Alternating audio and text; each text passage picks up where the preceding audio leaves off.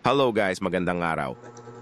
Bale ngayong araw, magpapalit ako ng dot bearing ng gulong kasi may alog na siya. Tapos hindi maganda.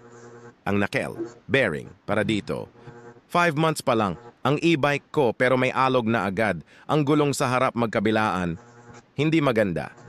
Ang knuckle bearing para dito o siguro dahil lokal. Ang knuckle bearing pero dahil wala akong pambili ng knuckle bearing na nagandang klase. Gagamit muna ako ng bearing na ordinary. Meron bearing na kasya para dito ipapakita ko sa into. At ang number ng bearing para kung sakali na need nyo rin magpalit ng bearing pangharap tulad nito. Makita nyo, ang sukat ng bearing at kahit papaano ay makatulong at kung kaya nyo naman gawin makakatipid kayo sa gastos o pagpapagawa ng e-bike. Kwento ko lang habang nagbabaklas ng gulong, sa 5 buwaban na nagka-e-bike kami medyo limit.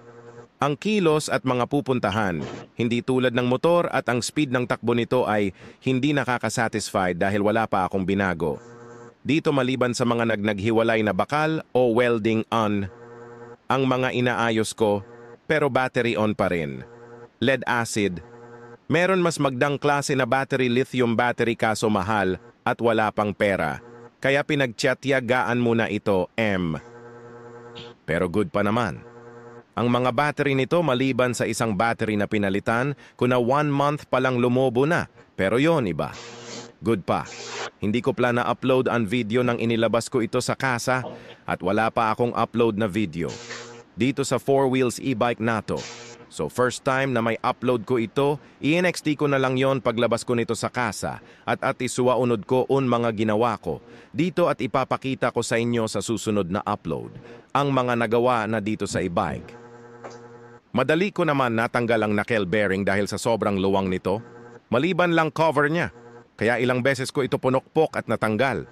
Naman, medyo makulit lang nakakapit pa ayaw bumitaw ha.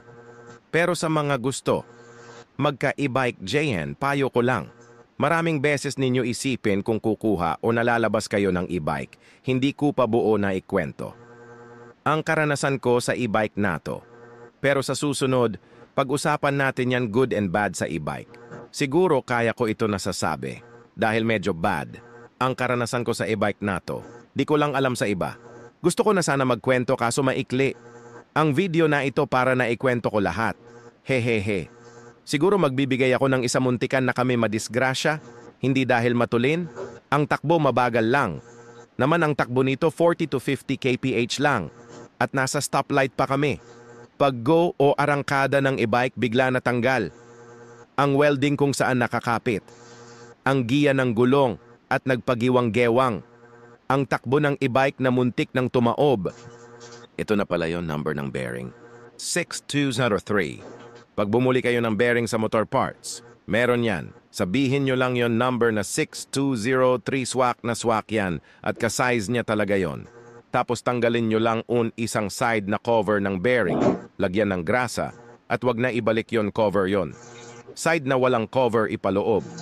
Ang position tapos gitna, may tubuon na 1 inch balimag kaharap. Side ng bearing na walang cover, tapos lagyan nyo ng grasa para iwas tuyo at maganda. Ang ikot lagi ng gulong. Kung paano lang, ang pwesto ng knuckle bearing. Ganon lang din sa ipapalit, walang pinagkaiba, maliban lang sa uri ng bearing. Kasi nga hindi na ito knuckle bearing. Mukhang pwede pa ako magkwento Gusto ko lang talaga i-share yon. Karanasan namin sa e-bike na to. Una kasi yon pagkukunan ng e-bike o sa kasa. Doon ko napagtanto na hindi lahat ng nag-assemble ay mekaniko o meron silang kasama na marunong sa electrical at electronic o iba marunong lang mag-assemble pero kulang sa kaalaman tulad ng dadaan sana sa QC o quality control. Kasi pag nabuo na nila okay na goods na pero hindi nila chinichik ng maayos. Mapaandar lang okay na. Una preno. Pangalawa, manebela, nakita ko at sa harapan ko pa mismo na muntik ng tumaob yon. E-bike nasa kasa pa lang kami noon, pinaandar na, hindi tiningnan. Ang cable ng brake kong nakakabit na, so pag testing muntikan na bumangga. At ang delikado pa ay pababa pa yung daan. Medyo dismayado na ako pero choice pa rin na kunin yung unit. Kasi alam ko naman na gagawin nila iyon. ang kaso. Nung kinuha ko na ang unit at malayo na kami, napansin ko na hindi sentro ang manibela sa gulong. Hindi na ako nag-atubili pa na bumalik dahil oras na at hapon na. Nung kinuha ko ang unit, kung babalik ba sigurado sarado na sila. Dahil medyo may kaalaman naman ako sa pagkumponi, hinayaan ko na lang. Pangit sila kausap. Ewan ko lang sa ibang kasa, marami na ako napapansin. Pero dahil need naman na magka-service at hinayaan ko na lang, nung nakita nila na interesado kami mag-asawa na kukuha ng unit nila, doon lang gumanda ang pakikitungo nila sa amin. Choice naman namin kung tutuloy o hindi, kaso nung nagtingin kami sa iba, pinakamura na. Ang sa kanila, ang problema lang ay medyo pangit sila kausap. Hindi ka haharapin. Ang dami na naming tanong pero walang sagot. At nakasimangot pa. Kausap mo yon Sale Lady. Di mo alam kung nakinig kasi chat ng chat kausap ata. Ang boyfriend. Ha ha ha ha, mabalik ako sa e-bike na to. Hindi quality. Ang e-bike na to o ang tingin ko ay kahit anong klase na e-bike ay iisa lang. Ang gawa, maliban lang sa kasa na pinagmulan. Pero iisa. Ang pinanggalingan made in China, wala. Tayo problem doon kahit naman sayang sulok ng mundo ay may China made na at DNA man, may iwasan na tumangkilik ng produkto nila, mahina kung sa mahina. Depende na lang siguro sa paggamit. Di ba made in China na nga di pa nila aayusin ng mas maayos para kahit papaano ay gumanda. Naman ang image nila, ang kaso tiwala sila na okay na. Ang unit kasi nga na-try na nila na mapaandar o mapatakbo, pero sino ba? Ang higit na makakaalam ng problema ng unit sila na tindahan o yung bumili na araw-araw na ginagamit ang unit? Siyempre yon, nakabili ng unit. Ang masigit na makakaalam ng problema ng e-bike. Bakit ko sinasabi ito? Kasi karanasan ko sa kanila kinabukasan. May ibinilin pa tulad ng change oil. At iba pa, ibig sabihin, nung galing kami, doon hindi detalyado ang lahat ng ibinilin nila.